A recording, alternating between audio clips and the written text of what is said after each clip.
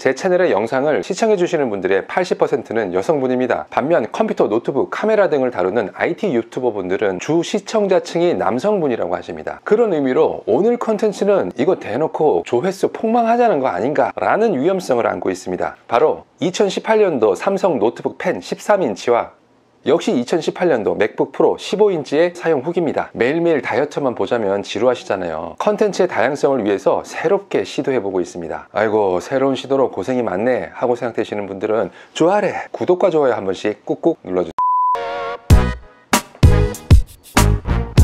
많은 분들이 그러하듯 저도 줄곧 윈도우 기반의 컴퓨터를 사용했습니다. 스마트폰도 안드로이드만 썼고요. 애플 제품은 아이패드 잠깐 쓴 거 말고는 거의 써본 적이 없었어요. 정확하게 말하면 애플 제품을 별로 좋아하지는 않았습니다. 뭔가 좀 익숙치가 않잖아요. 그리고 이 라이트닝 케이블, 이게 그렇게 규격이 안 맞고 해서 뭔가 볼 때마다 좀 답답하고 불편한 느낌이 컸습니다. 그리고 결정적으로 애플 제품들 다 비싸잖아요. 제가 유튜브를 하면서 동영상 편집 프로그램을 윈도우 기반의 파워 디렉터라는 프로그램을 사용했습니다. 저같이 초보자한테도 아주 배우기 쉽고요, 간결해서 정말로 유용하게 아주 만족스럽게 잘 사용하고 있었죠. 그런데 저 같은 영상처럼 앉아서 계속 말로만 하는 이런 영상들은요, 편집을 할 때 컷 편집이라고 잘라서 붙이는 일만 계속 반복합니다. 이 컷 편집이라는 게 정말로 익숙하게 해도 시간이 꽤 오래 걸려요.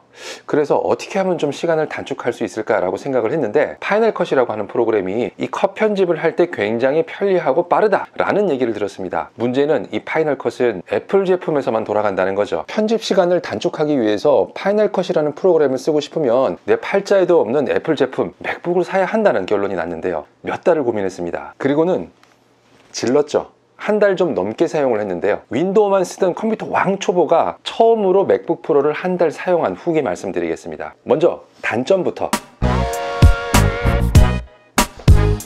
윈도우만 쓰던 사람은요, 이게 맥북이 이상하게 교묘하게 뭔가 손에 맞지가 않아요. 못 쓸 정도는 아닌데 마치 신발 오른쪽 왼쪽을 바꾸시는 것 같은 그런 느낌이 듭니다. 맥 컴퓨터를 사용하면서 가장 혼란스러웠던 첫 번째, 바로 이 창을 닫을 때 쓰는 이 버튼들 있죠. 이게 좌측 편에 붙어 있다는 겁니다. 윈도우에서는 이 오른쪽 위에 붙어 있잖아요. 그런데 이게 왜 맥에서는 왼쪽에 가 있는지 이게 그렇게 헷갈려요, 처음에. 그리고 윈도우에서의 컨트롤, 알트, 쉬프트 같은 특수 키들, 이거 많이 익숙하잖아요. 그런데 맥에서는 처음 보는 버튼들이 나옵니다. 커맨드, 옵션, 그리고 이건 뭐야, 웬 집 모양이지? 그리고 컨트롤 키가 있기는 하지만은 윈도우에서의 컨트롤 역할을 주로 하는 게 바로 이 커맨드 키입니다. 처음 보는 커맨드 키. 윈도우 시작할 때는 보통 요 좌측 아래에 시작 버튼이 있잖아요. 그래서 요거를 척 누르면은 여기서부터 뭔가 일이 진행이 되죠. 맥에서는 이 버튼이 없어요. 시작 버튼이 없어. 처음에 시작하면은 이게 어디로 가야 될지 모르겠더라고요. 그리고 맥에서 이 화면 아래쪽에 독이라고 하는 부분인데, 뭐 익숙해지면은 편리하게 사용은 합니다만 처음에는 이 맥북이 굉장히 이질감이 느껴지도록 하는 요소 중에 하나죠. 그리고 삼성 노트북에서는 옆에 여러 가지 단자들을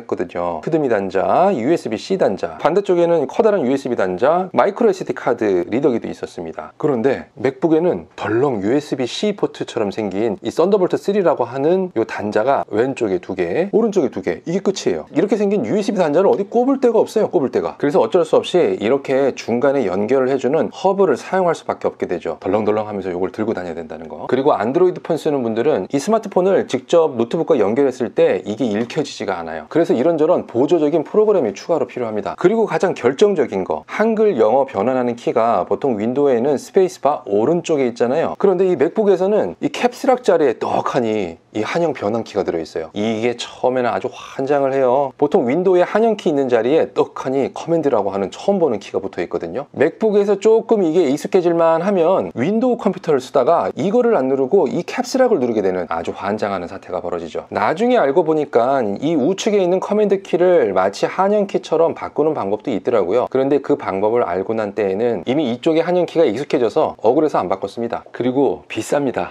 정말로 비싸요. 동일 사양 대비 좀 많이 비싸요. 단점만 나열했는데 이걸 전부 다 극복하고도 남을 만큼 장점도 많습니다. 그래서 결론적으로는 구입하기 전에 고민한 몇 달이 정말로 아까울 정도로 아주 만족하면서 잘 사용하고 있습니다. 이쁩니다.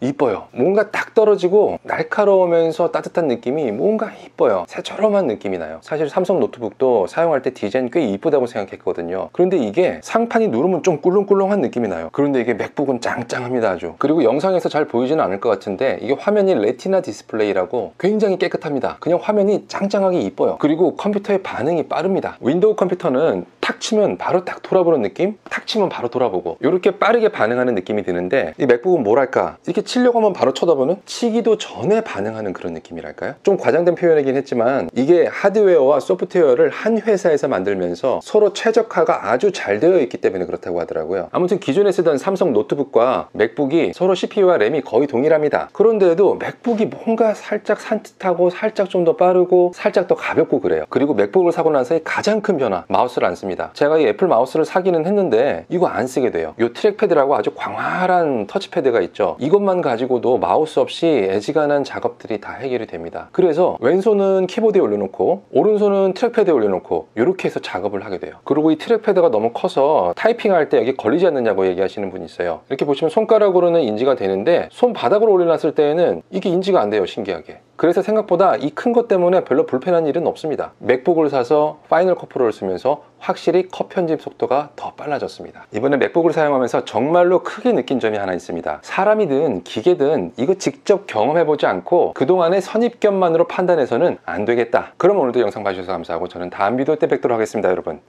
들어가세요.